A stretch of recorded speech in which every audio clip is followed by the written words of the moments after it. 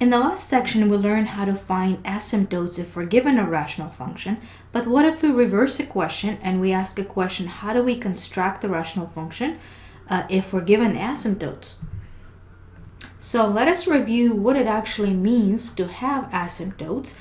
For example, if we have a rational function with vertical asymptote x equals 3, what does it actually mean when you're trying to construct a rational function? Well, let's take a look. Obviously, we have a rational function. If there is a vertical asymptote at x equals 3, then it's going to be 0 in the denominator at x equals 3. For example, x minus 3 in the denominator would work as long as there is no factor of x minus 3 in the top, because remember, we don't get asymptotes, vertical asymptotes, if we can cancel this factor. But if we have x minus 3, notice we will have a vertical asymptote at x equals 3. Okay, now how do we get horizontal asymptote with y equals 2?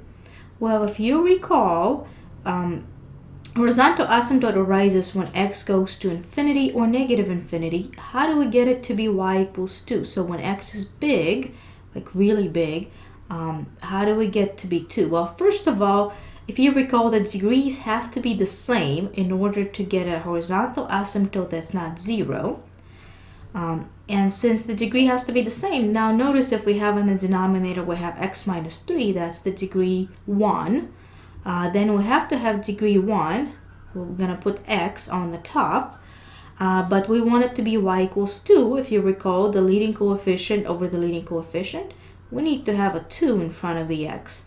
So let's say it would be 2x, and now notice there is 1x on the bottom. So notice 2 divided by 1, we will have 2. So you can leave it at 2x, or you can add something to it. Let's say 2x plus 1 or any other value. It actually doesn't matter because we still satisfy this condition that it's going to be y equals 2.